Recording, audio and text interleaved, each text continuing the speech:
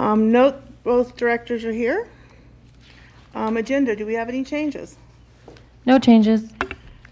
I motion that we approve the agenda. And I'll second that. Do we have any public? There are no members of the public present in person or online. Okay. Did you look over the minutes? Yes, and everything looks good. Looks good to me, so I'll give the motion and Second and approval of those yep, minutes. we'll move on from that.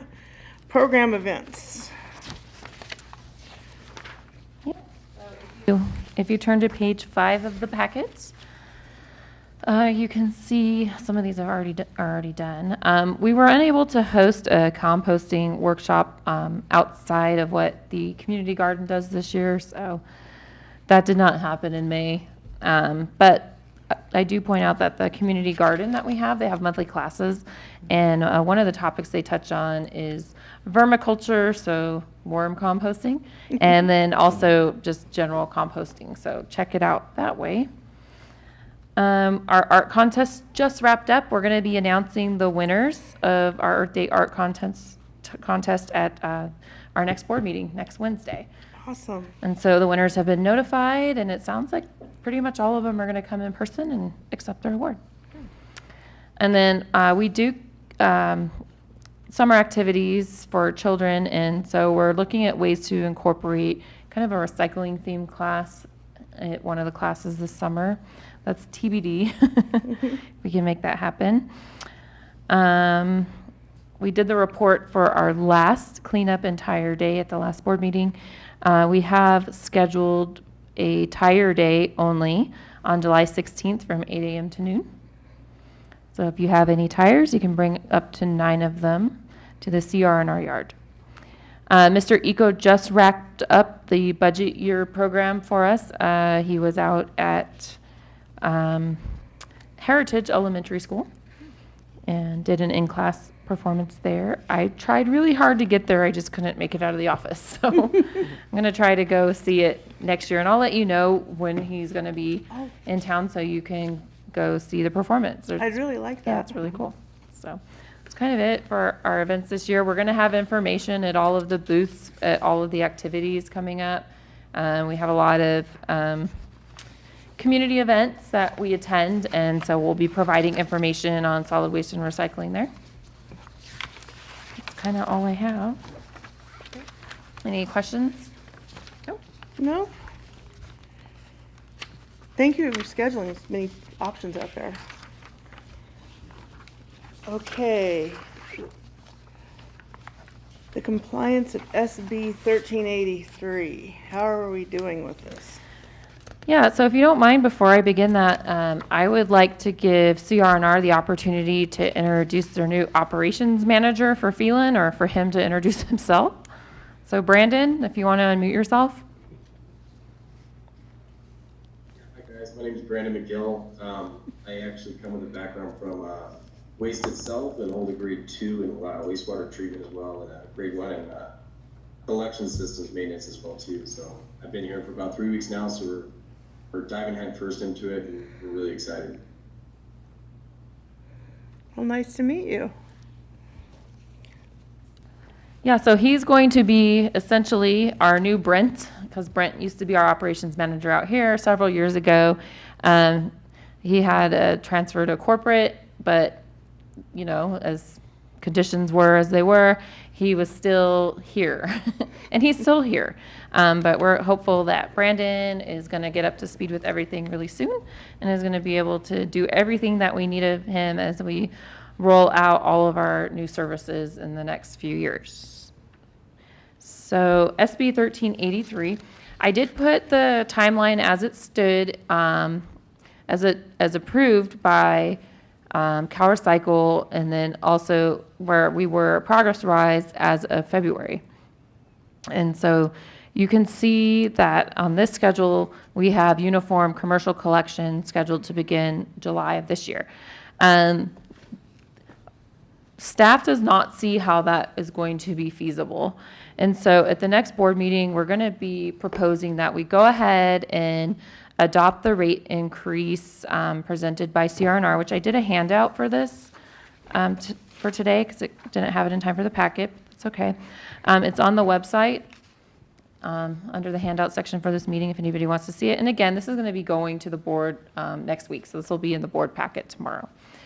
The rates that they gave us, they're pass-throughs. So we did a 218 a few years ago, and we are allowed to increase the rates annually based off of any increase in COLA and any increase in the tipping fees.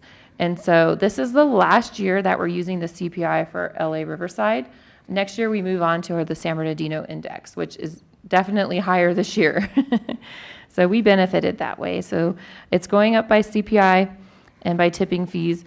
However, it's also going slightly down because we did discover that there was a billing discrepancy between residential and commercial customers.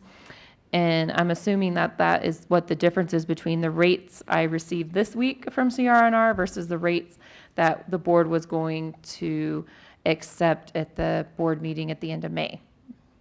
So it is slightly different if you do try to compare the two. It's going up very slightly. So residential, $30.19. Currently, it's going up to $30.98 for a 2-cart service. So not a huge increase. Yeah. With that being said, I asked for the rates for SB 1383 if we were to go ahead and implement that for commercial customers at this time, so July 1.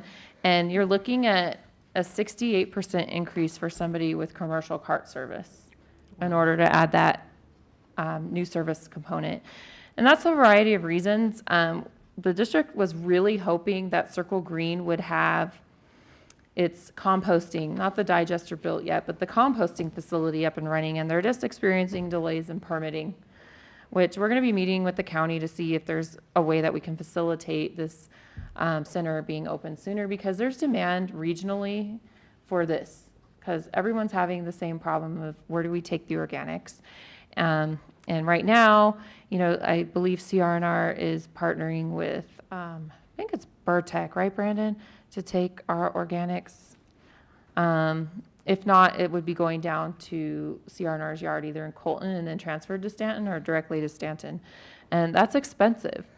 And so staff is recommending that we delay implementation of the SB 1383 organics collection requirement for commercial until January of 2023 right now. So 6-month delay. And we're hoping during that time, Circle Green's composting facility will be online, which will allow CRNR to adjust this rate to account for a local disposal option. We're also hoping some of the other impacts that we're experiencing right now will lessen. You know, fuel is very expensive, which increases the cost. You know, CRNR, I don't know if they're having this issue, but I know everyone I talk to in human resources is staffing is still an issue. Getting products is still an issue. So, I mean, there's just a lot of things out there right now that just make it reasonable for us to do a 6-month delay in this. You know, and the goal of SB 1383 was to impact climate change positively. And sending a small amount of organics, you know, over 70 miles away in a truck, to me, seems very counterintuitive. And so, you know, if we want to really comply with the goal of that program, I would say delaying it 6 months would be appropriate. And again, that local outlet is going to be huge for us. Yeah, and so we're going to recommend that to the board. And so I don't know how the committee feels about that. I'd recommend it myself. Yeah. Yeah, it does, we can't do it in basically 3 weeks. Yeah, and it's not just that, it's, you know, well, it is just that too. It's getting all It's of not these gonna happen in bins to 3 everybody in 3 weeks.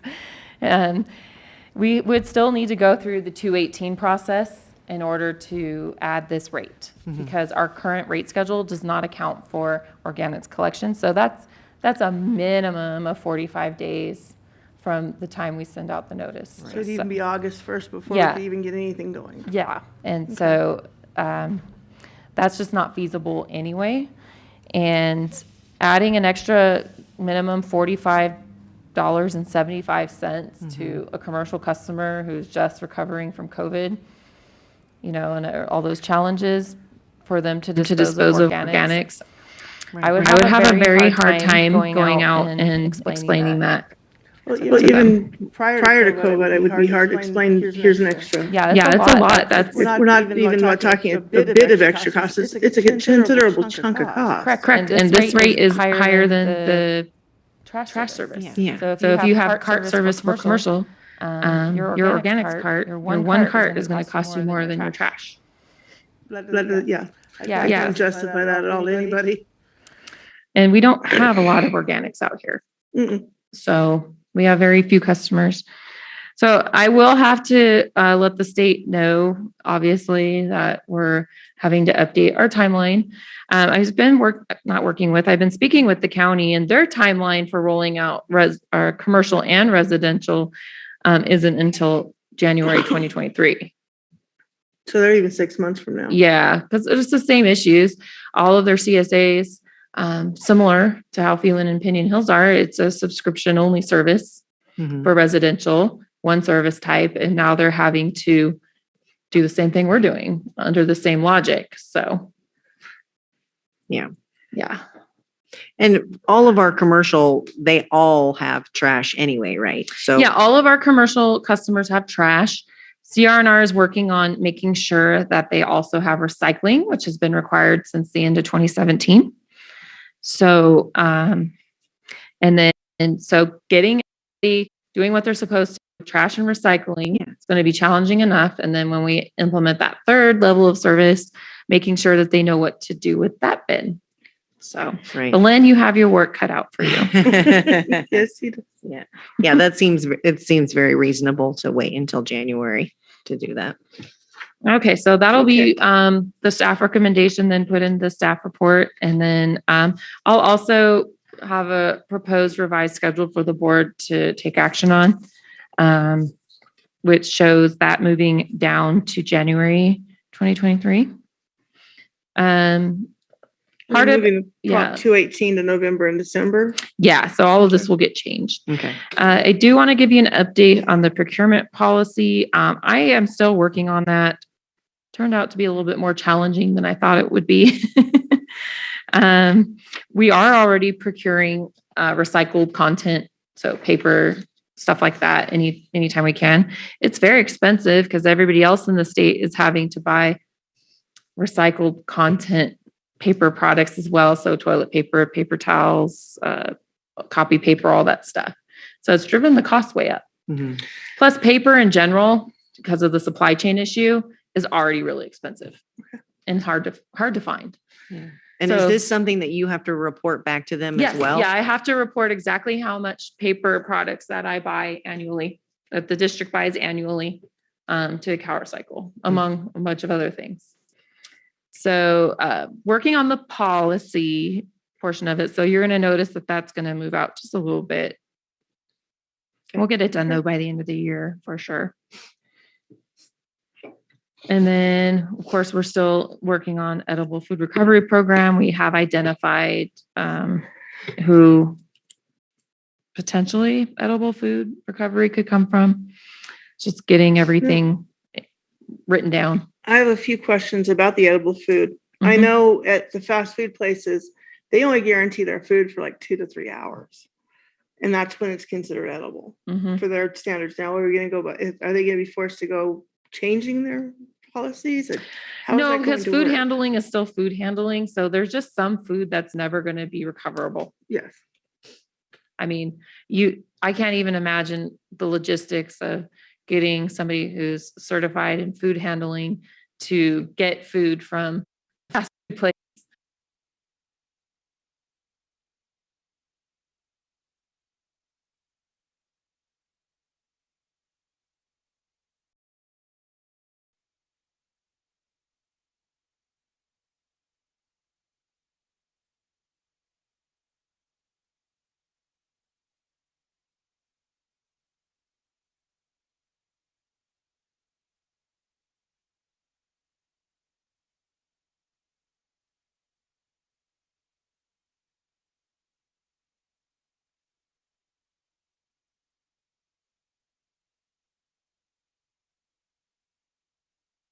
with the grocery outlets, both of them now have produce.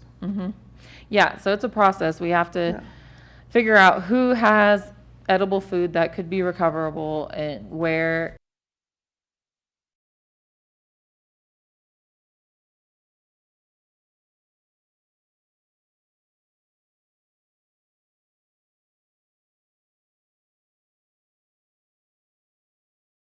Store or the Dollar General to report their. Well, it's us because we are the jurisdiction responsible for implementing SB 1383. Okay. And we make it fall on the, Stater Brothers or whoever, by virtue of our ordinances and our policies and enforcing fines when they don't do it. Okay.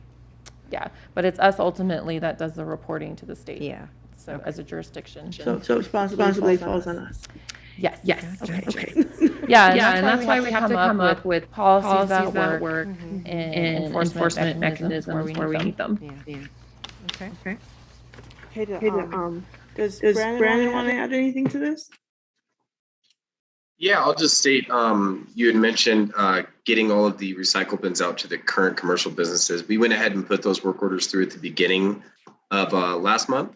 And so those are all set to be delivered and pushed out the end of this month. So everybody, as far as commercial accounts, will have their recycle bins at the end of this month and en route on July 1st. So we're all set there too. Nice. Thank you for that update. Okay. On to staff reports. Oh, on the SB 1383. We are working towards the de minimis. Yeah, so as we knew, we would have some updates that we would need to do to the ordinance as we started working with it. And so one of them we're finding is we're kind of brainchilding out how residential service is going to work is that we need to look at de minimis provisions for all the different service types. Some of them may not be possible just because of, legal requirements for disposing of trash, but certainly we should look at a de minimis waiver process for those that really just do not have recycling or organics. Because we do have some people out here who compost that aren't commercial customers, and they may not have a need to have SB 1383 collection service. And so that would be a good example. And same thing with recycling. So recycling, you can self-haul already. There is a permit process for commercial. For residential, we don't have residential recycling right now. The only thing we have is a voluntary drop-off program at CR&R. So when we implement that, if there is a residential customer who would rather, self-haul, I assume we're going to have a process similar to what we have for commercial, where you get a permit and then you provide us with your disposal receipts. Because we have to track all of this. That's the whole reason for having that process. And we'll figure out maybe a fee for that service because it would cost labor of we have to and all that. Yeah, we need to account for the staff time involved. And so that's basically what the current fee schedule was for commercial self-haulers, but we don't have any commercial self-haulers right now. We're actually going through a comprehensive review of all of the district's rates and fees outside of our, water rates for all of our services, just because costs have gone up so much.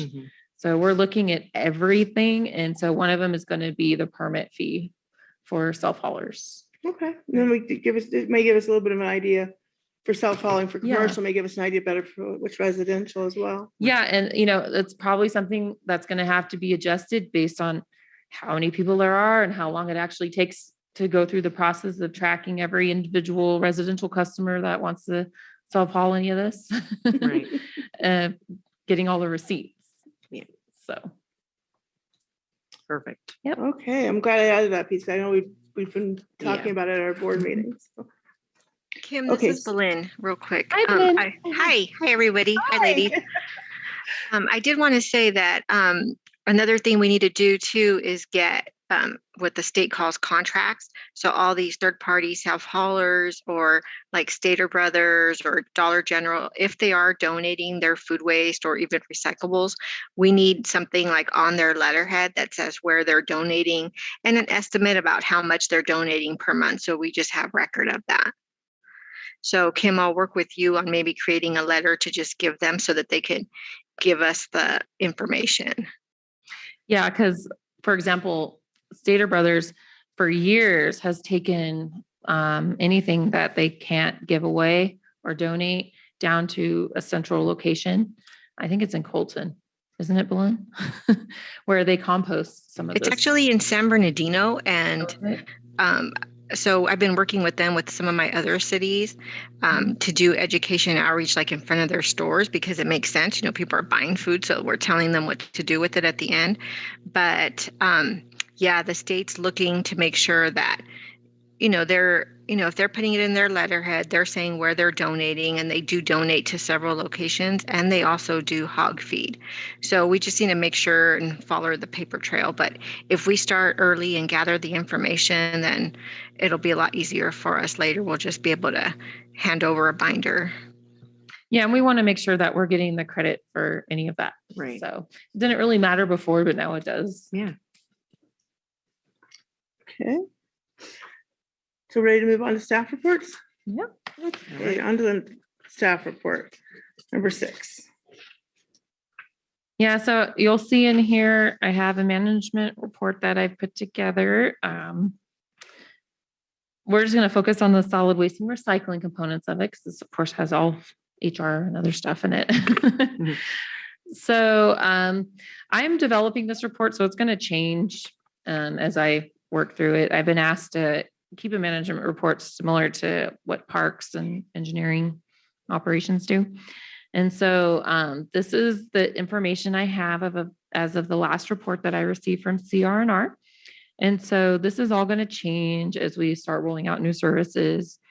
So right now we have 104 commercial trash customers, with 59 of them recycling. And as Brandon told you, that will be increasing July 1. Mm-hmm. And nobody has organics right now. And then our residential accounts, I don't have a updated list, so I just put unknown right now. I'm going to be working on getting a comprehensive list of all the residential customers, and I'll be able to give more info next month. Then, of course, we're not doing any permits right now, and there's no citations being issued.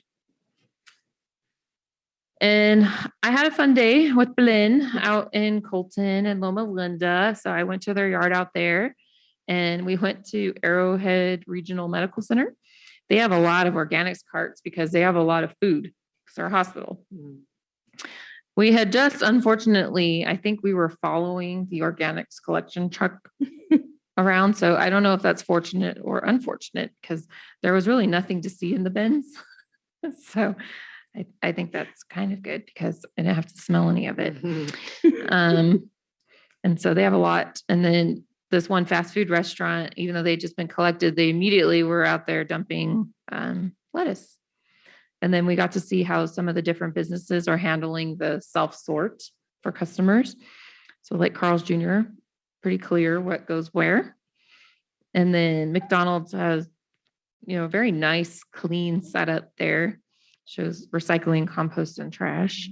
Then we went out to Redlands Wall. That's what they call it, the wall. Because it's a wall. And you throw your trash or recycling or whatever over it. They're doing a residential food waste drop-off too. So I took a picture of that. And I think I put in a piece of my granola bar in it. So it wasn't in Belen's car. While we were there, we did witness somebody not properly disposing of recyclables. They were putting contaminated recyclables in there.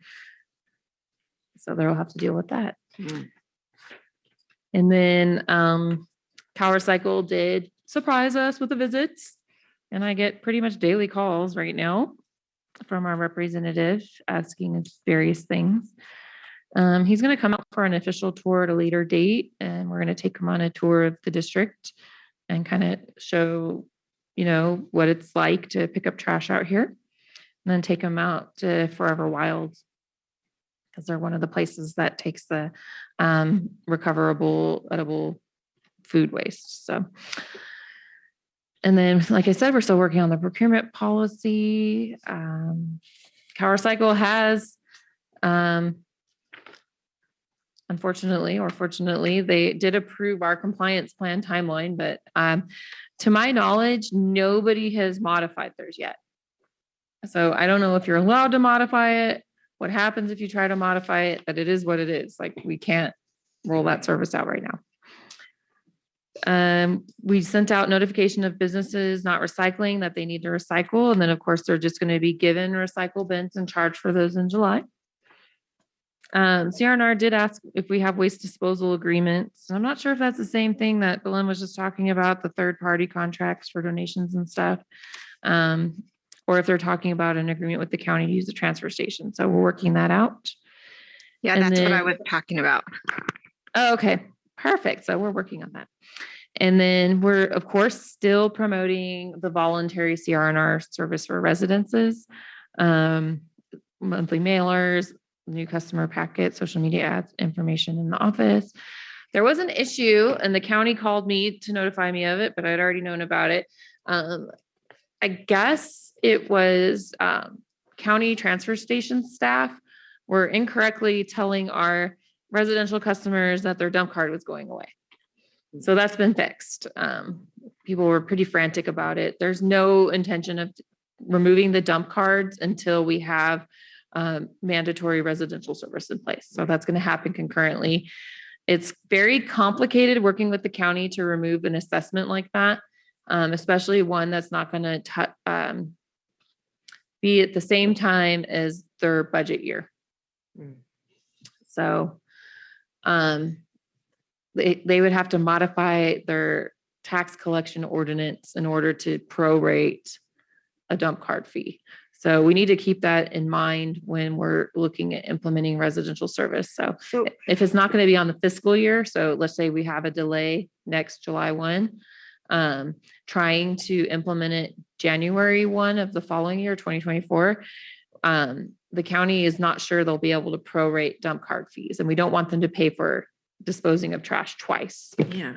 So logistically, this has been very challenging because of just all of the laws with the county and trying to time everything, but they're aware of what we want to do. And they've given me kind of a preliminary timeline. If we want to get rid of the dump card fee for our residences in July 1 of next year, I would need to notify them of that in February because of the long process it takes in order to get everything on the tax rolls where that's built. Well, and they're gonna have to do it on their end for the people that are in their areas. Yeah. And yeah, they're having to do the same process. Their timeline is different than ours. So I don't know what they're going to do. How they handle it as well. Yeah. So Like, we're all in the same boat. I mean, Right. county staff is having the same headaches I am. I think we need a support group for anybody who has to work with SB 1383. I'm just saying. And so, you'd hazard pay for it. yeah, seriously. Yeah. Keeps me up at night. And then continue on our upcoming current events. We kind of already went over all of our events. Yeah.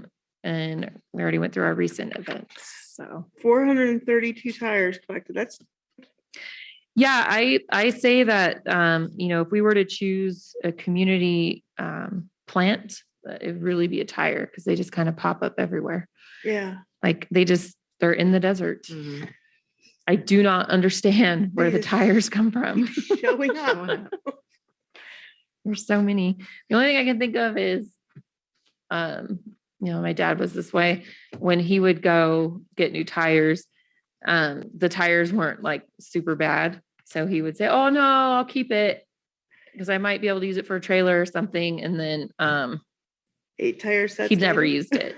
Yeah, he didn't use it. So, and then it ended up becoming waste because it just sat out and rotted. Right. So it's the only thing I can think of. It's a lot of tires. So any questions on that report? No, thank you. That's good. Yeah. Okay, review of action items. So there were none from the last meeting. I don't have a specific committee action item. We're just, staff's just working on compliance with SB 1383 and kind of working through all of the headaches of that. And that's kind of all I have for you. Okay. Very happy that CR&R hired an operations manager. Yes. That's really good news. Yeah, I'm really excited to be on board with you guys too. And I can't wait to work hand in hand as well with some community outreach stuff and education too. I have background with that as well. So whatever I can do to help there too, you guys just let me know. Well, thank you. Thank you. Okay, so no action items currently? Correct? That's correct. Okay, next agenda for our next meeting, July 14th. Does that work for you, Rebecca? I think so. Currently, it looks okay. Currently, it looks good. Okay. Yes. Okay, it looks good for myself as well. So Yeah, just let me know. Okay. The committee, it's recommended that we start meeting monthly just because of everything happening. And so if we could just keep it basically the same time, same place every month, I think that would be good. if we could put a bullet point under 5 for the de minimis users, just so we can always have that on as an update. Yeah. Just sort of a bullet point. It can be removed once we've worked through it. Yeah, maybe we add a couple bullet points under that. Maybe not necessarily de minimis, but ordinance review or something. I like Yeah. I like that a lot. Because there's a few things that we're gonna need to fine tune, and the more that we can take care at once. I mean, it's a process to modify an ordinance. So we have to go through first reading, second reading, hearing, adoption, publication. That's expensive. So we're going to want to get as many in at one time as possible. Right. Absolutely. I agree. Okay, I think we're done at 4:34. I have 4:32. The clocks in 32, here there are old. Okay, well, thank you guys. Thank you for showing up, and we'll see you guys in a month.